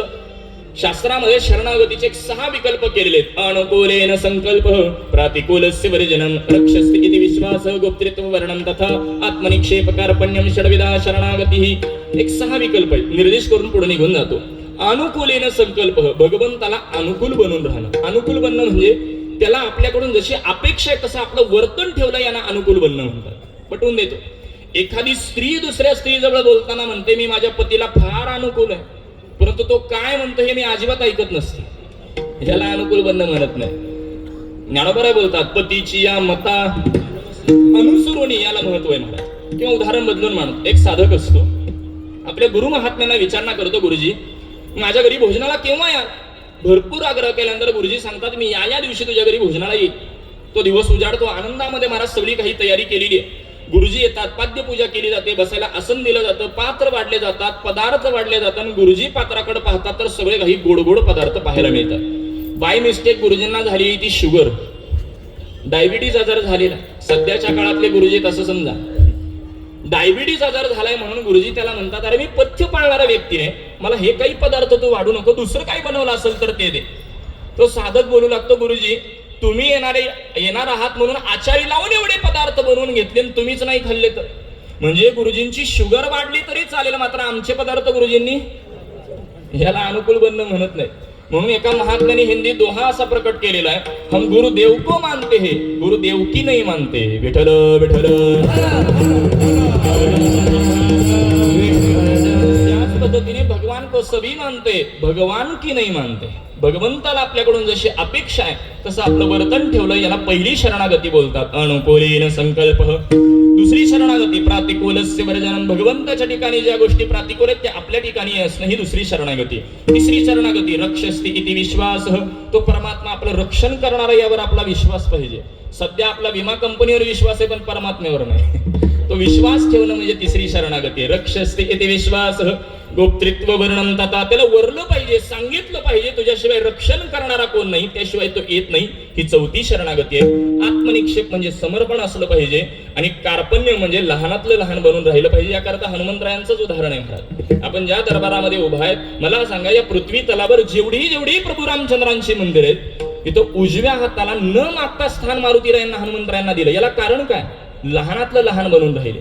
परंतु मला सांगा, जेवढी हनुमंतरायांची मंदिर आहेत तिथं प्रभू रामचंद्रांचं मंदिर कोणी पाहिलं का? एखादा म्हणेल महाराज का नाही? हनुमंतराय असताना प्रभू रामचंद्र वेगळे विराजमान करण्याची गरज नाही, कारण हनुमंतरायांच्या अंतःकरणामध्ये प्रभू रामचंद्र विराजमान आहेत. मात्र जिथे जिथे प्रभू रामचंद्र आहेत तिथं उजव्या हाताला न मागता स्थान मारुतीरायांना दिलं.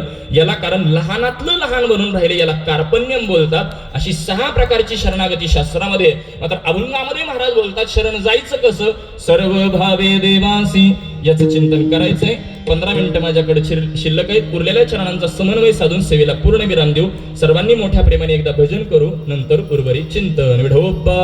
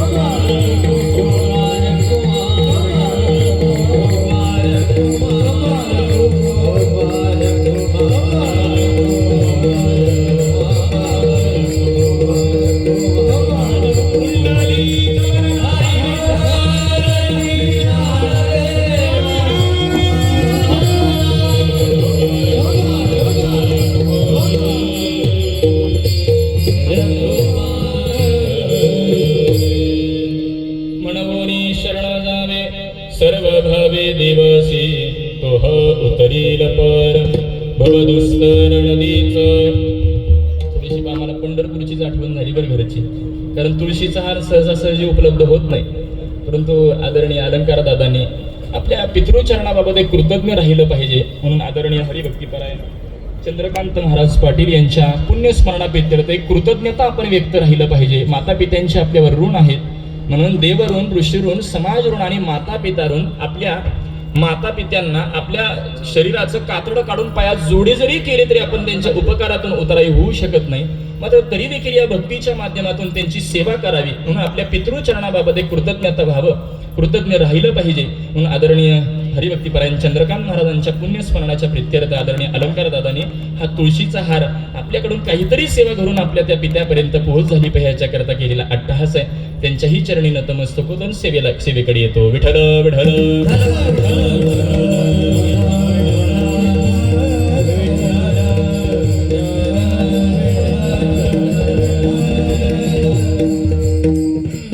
म्हणून शरण जावे सर्व भावे दिवसी तोह उतरील पर भवदुस्तर नदीचा. नियोजित वेळेतील 15 मिनिटं शिल्लक आहे. मी त्या घड्याळाने नाही बरं चालत, मी माझ्या घड्याळाने चालतो, कारण ते 5 मिनिटं पुढे आहे.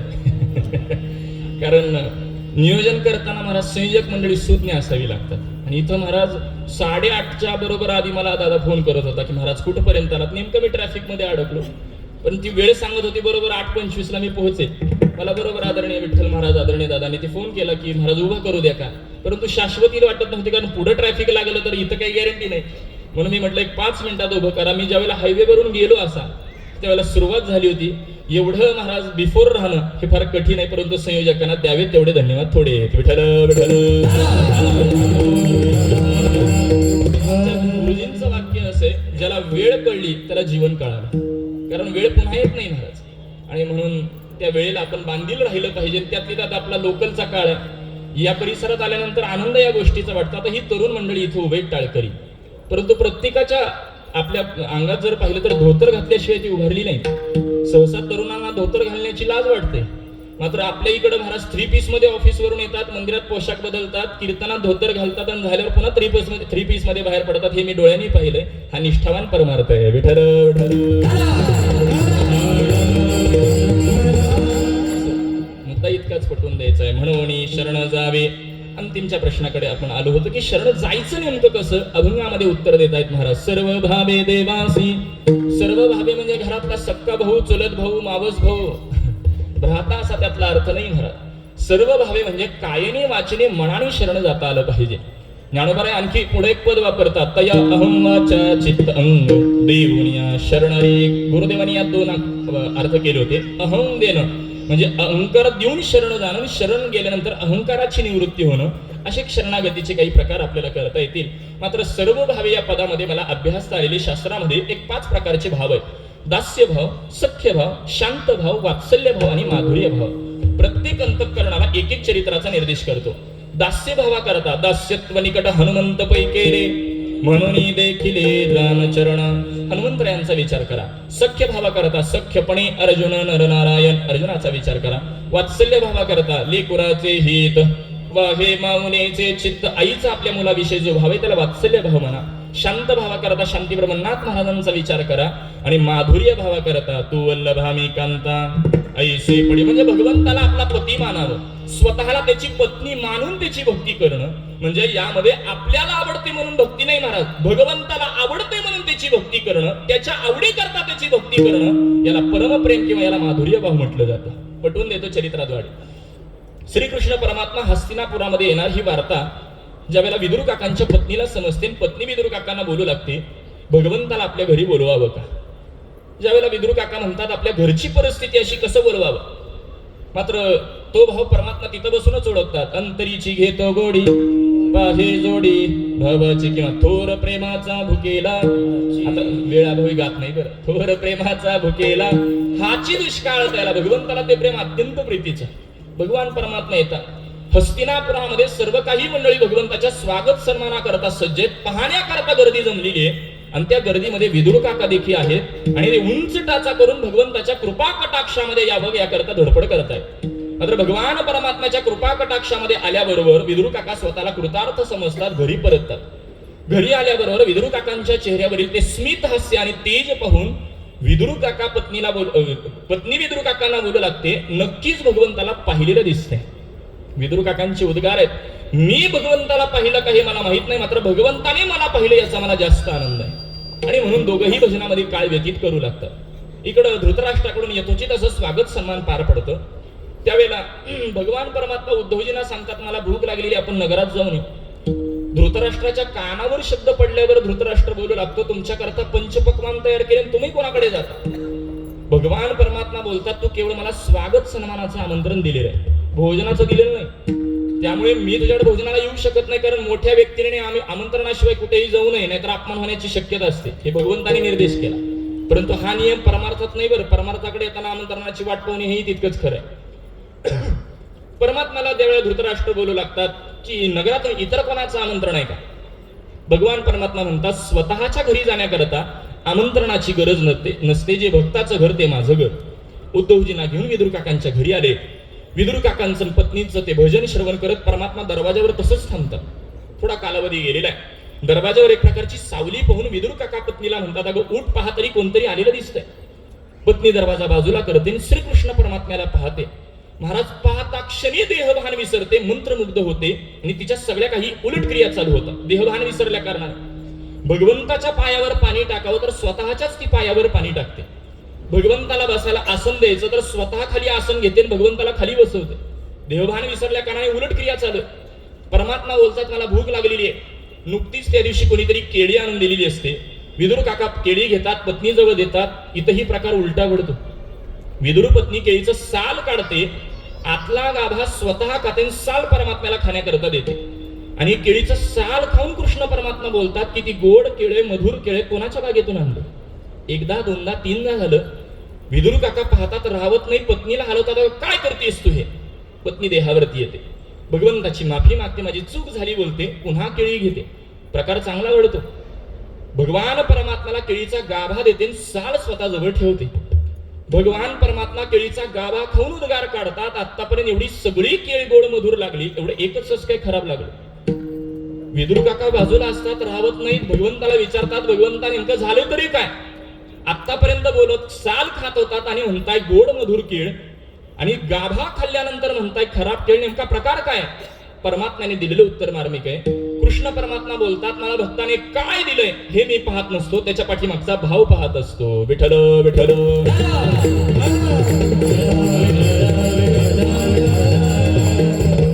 भगवंताला आवडतं म्हणून त्याची भक्ती करावी, याला परमप्रेम म्हणतात. आपला भाव कसा आहे बोलू? आमचे तीर्थरूप बोलतात कीर्तनात, सप्ताहाला की चढतो, सप्ताह झाला की उतरतो. याला व्यवहारात बाजार भाव म्हणतात. याला परमार्थात किंमत नाही महाराज. नारद भक्ती सूत्रामध्ये महर्षी बोलतात, प्रतिक्षण वर्धमान, प्रत्येक क्षणाक्षणाला त्यामध्ये वृद्धी झाली पाहिजे, वाढ झाली पाहिजे. नवे नव्या असा भाव ज्यांच्या अंतःकरणामध्ये, त्यालाच भाविक म्हटलं जातं. बघा, नामदेवराय निर्देश करतात, अहंकाराचा वारा न लागू रजसा माझिया विष्णुदासा. पुढं पद वापरलेले भाविकासी, म्हणजे विष्णुदास वेगळे आणि भाविक वेगळे. आता विष्णुदास कोणाला म्हणावा, माझा मूळचा विचार नाही म्हणून विस्तार करत नाही. भाविक कोणाला म्हणावं याच्या 9 लक्षणा शास्त्रामध्ये, शांती, अव्यर्थ कालत्वम, विरक्ती, मानशन्यता, आशाबंधः, समुत्कंठा, नामगाभे, सदारुची, असक्ती तदगुणाख्याने, प्रीती तदा वसती स्थले, या 9 लक्षणाने जो युक्त आहे त्याला भाविक म्हणा. आणि असा भाविक शरण गेल्यानंतर परमप्रयोजन, तो हा उतरील पर भवदुस्तर नदीचं. मायारूपी भवसागर तरुण जाणं अत्यंत कठीण आहे.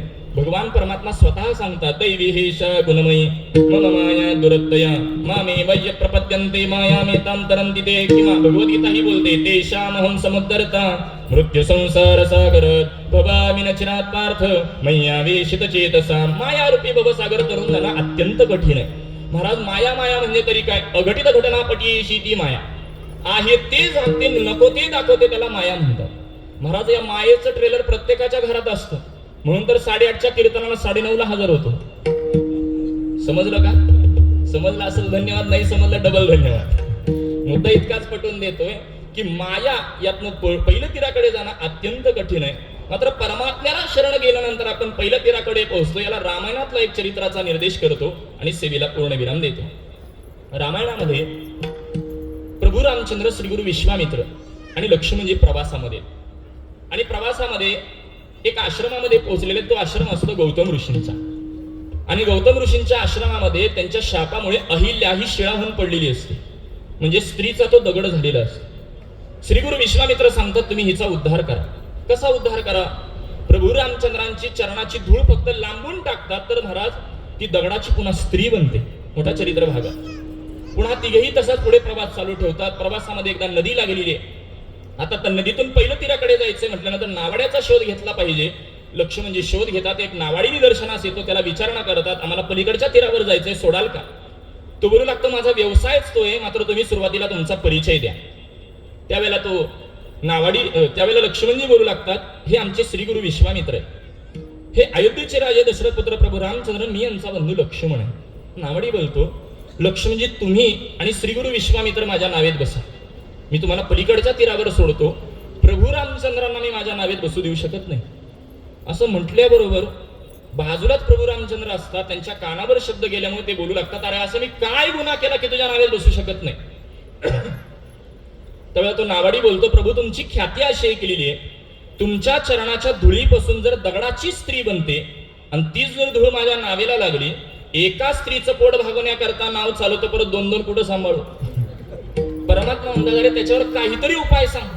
त्यावेळेला तो बोलतो, प्रभू तुमचे पाय स्वच्छ करू द्या, मग माझ्या नावेत बसायला हरकत नाही. प्रभू परवानगी देतात. धावत पळत घरी जाऊन पाठ चौरंग काहीतरी आणतो, प्रभू रामचंद्रांना उभं करत.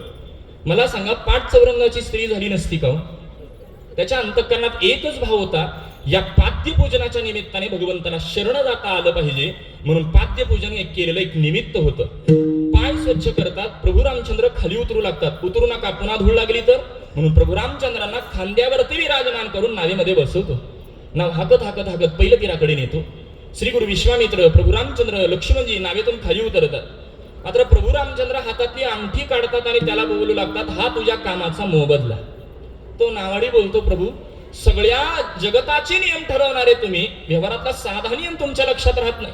प्रभू रामचंद्र बोलतात, अरे आला असा मला कोणत्या नियमाचा विसर पडला? नावाडी बोलतो, प्रभू एकाच व्यवसायातल्या लोकांनी आपापसात व्यवहार करायचा नसतो, हा नियम आहे. बघा, डॉक्टरांकडून फी घेतात का? आम्ही वकील लोक दुसऱ्या वकिलाकडनं फी घेतो का? बरं, परिचयाचं कंडक्टर दुसऱ्या कंडक्टरचं तिकीट घेतात का? बरं, कीर्तनकार, ते काही मला माहित नाही. मुद्दा इतकाच पटवून द्यायचा आहे की एकाच व्यवसायातल्या लोकांनी आपापसात व्यवहार करायचा नाही, असं म्हटल्याबरोबर महाराज लक्ष्मणजींना राग येतो. लक्ष्मणजी म्हणतात, तो एक सामान्य नावाडी आहे, हे अयोध्येचे राजे. त्यावेळेला महाराज त्या नावाडीने दिलेलं उत्तर मार्मिक आहे. तो बोलू लागतो, मी सुद्धा नावाडी आहे, प्रभू रामचंद्र सुद्धा नावाडी आहेत. या व्यावहारिक नदीतून पहिल्या तीराकडे येणारा मी नावाडी आहे, मात्र मायारूपी भवसागर तारून नेणारे प्रभू रामचंद्र एकटेच नावाडी आहेत. फक्त एवढंच स्मरणामध्ये राहू द्या, मी तुमच्याकडून कोणताही मोबदला स्वीकारला नाही, आणि ज्या वेळेला माझं मायारूपी भवसागर तरुण जायची वेळ माझ्यावर येईल, माझं अज्ञान दोष विकार संपलेत का न पाहता मी केवळ तुम्हाला शरण येईल, मला पहिल्या तीराकडे पोहोचवा. तो हा उतरेल पार भवदुस्तर नदीचं. बरं, पोहोचवणाऱ्या परमात्म्याचा स्वभाव कसा आहे? बहु आहे करुणावंत अनंत हे नाम ज्या. त्याला मारायला आलेली पुतना तिला सायुज्य नावाची मुक्ती देतो, एवढा करुणावान असलेला तो परमात्मा, आणि त्याचं नामोल्लेख करतात, अनंत हे नाम ज्या. श्री गुरुदेवांनी या दोन विकल्प केले होते. अनंत हे त्याचं नाव आहे, अनंत त्याची नाव आहे. आणि अशा परमात्म्याला शरण गेल्यानंतर मी पहिल्या तीराकडे पोहोचतो. हा अनुभव आहे की नाही कोणाला? तुकोबाराय म्हणतात, मी माझी साक्ष देतो.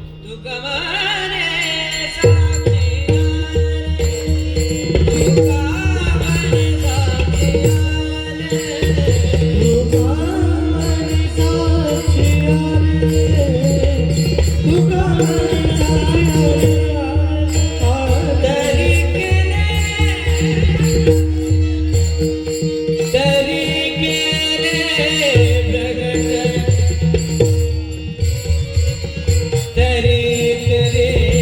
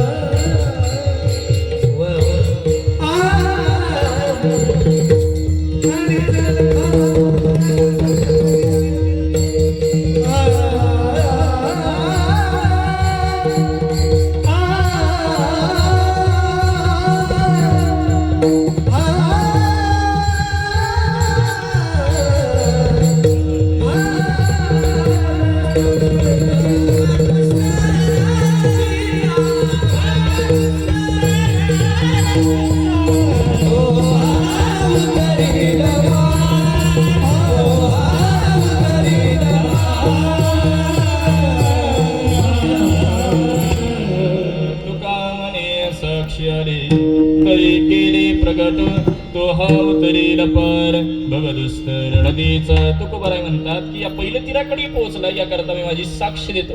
आमच्या कायद्याच्या भाषेत मी आय विटनेस आहे असं म्हणतात. मी माझी साक्ष देतो की या परमात्म्याला शरण गेल्यानंतर निर्विवाद आपण पहिल्या तीराकडे पोहोचू. म्हणून अभंगाचं सार इतकंच आहे, सुंदर असा नरदेह मिळाला, विषयांना विकारांना शरण जाऊन व्यर्थ खर्च करण्यापेक्षा भगवंताची शरणागती पत्करावी जीवनाचं सार आहे. नवे नवे याचा जर विचार आपण घेतला तर भगवंताला शरण जायचं असेल तर साधू संतांच्या हाताला धरल्याशिवाय आपण भगवंताला शरण जाता येत नाही महाराज.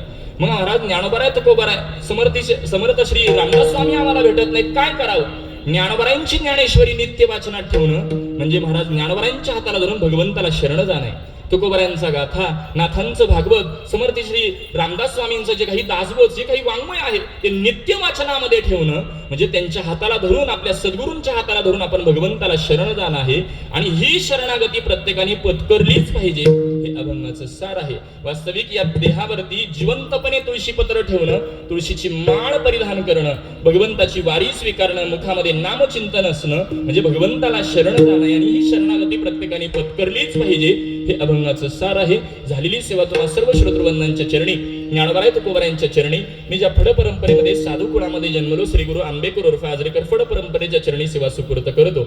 वास्तविक चालू असलेल्या नाम महोत्सवामध्ये पंढरपूरवरून इथपर्यंत येण्याचा प्रवास, एवढ्या लांबचा आग्रह करण्याचं कारण वैयक्तिक माझ्याकडे कोणत्याही पद्धतीचा अधिकार नाही, परंतु मी ज्या फड परंपरेमध्ये कुळामध्ये जन्मलो त्या परंपरेला ज्ञानोबारायांचा साक्षात्कार असल्या कारणाने मला इथं बोलवलं असेल. वैयक्तिक कोणत्याही पद्धतीचा अधिकार नाही, म्हणून आपल्या सर्वांच्या प्रेमाखातर मला इथे येण्याचा योग आला, म्हणून सर्वांच्या चरणी नतमस्तक होतो.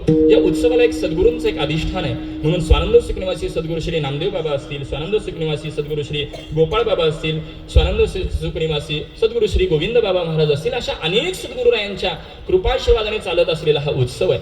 या उत्सवाकरता व्यासपीठाकरता देखील आदरणीय गोविंद बाबा महाराज असतील, आदरणीय श्री श्री 1008 महामंडलेश्वर रामकृष्णानंद सरस्वती महाराज असतील, त्याच पद्धतीने हरिभक्तीपरायण बाळकृष्ण महाराज असतील, अशा अनेक महनीय मंडळींची सेवा आपल्या इथे लाभते.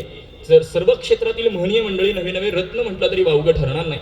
वारकरी संप्रदायामध्ये सेवेने आपले संपूर्ण महाराष्ट्रामध्ये नाव निर्माण केलेलं अशी संपूर्णच गुणीजन गायक मंडळी, वादक मंडळी इथं उपस्थित आहेत. आदरणीय आमच्या विठ्ठल दादांचा म्हणजेच आम्ही महाराज त्यांना म्हणू शकत नाही, आम्ही दादांचा म्हणजे पूर्वीचा फार संपर्क आहे. मी ज्यावेळेला सोलापूरला अध्ययनाला होतो, शनिवार रविवार चातुर्मास श्रवणाला पाठा करता यायचं. त्यावेळेला आदरणीय महाराजांचं अध्ययन गुरुवर्य जयवंत महाराजांकडे असायचं. त्यावेळेला आमची नित्याने तिथं भेट व्हायची. आमचे विठ्ठल महाराज आहेत, चंद्रकांत महाराज आहेत, कन्या महाराज असेल, अशा अनेक कीर्तनकार मंडळी इथं उपस्थित आहेत. या सप्ताहाची संयोजक आयोजक मंडळी असतील, संपूर्ण पंच कमिटी असेल उत्सवाची. तसं तर शहरामध्ये एवढं भव्य मंदिर मी आज पहिल्यांदाच पाहिलं महाराज, कारण मुंबई परिसरामध्ये मी आता बऱ्याच वेळेला येतो, परंतु एवढं देखणं मंदिर आपण उभारलेलं आहे आणि त्याच्यासमोर देखणाच मंडप आहे. म्हणजे आम्ही बाहेर सांगताना ते खोटं सांगत नाही की विवाह करताच असे मंडप असतात असं नाही महाराज, आमच्या नाम उत्सवाला देखील असे उत्सव मंडप असतात. हे आपल्या परिसरात आल्यानंतर समजतं. म्हणून या संपूर्ण संयोजक आयोजक कमिटींना एक धन्यवाद देतो, सर्वांच्या चरणी नतमस्तक होतो. एका मृदंग वादक आदरणीय दादा त्यांनाही यथोचित, कारण आम्हाला थोडं विलंबित लागतं, धडधड थोडं. पण त्यांनी माझी रामकृष्ण रेजर लय ओळखली म्हणून आणखी त्यांची लय कॉन्सर्ट आहे म्हणून त्यांनाही धन्यवाद देतो.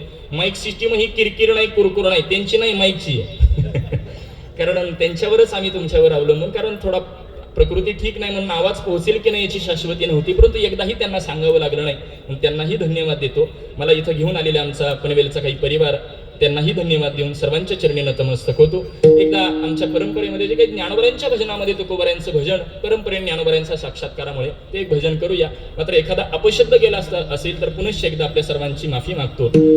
पायाच्या प्रसादे काही बोलिलो विनोदे, मज क्षमा करणे संते, नो हे अंगभूत युक्ती, नो हे ह उपदेश, तुमचे बडी बडिलो शेष, तुमच्या कृपेचे पोसणी, जन्मोजन्मी तुक म्हणे ज्ञानोबा माऊली तुकाराम.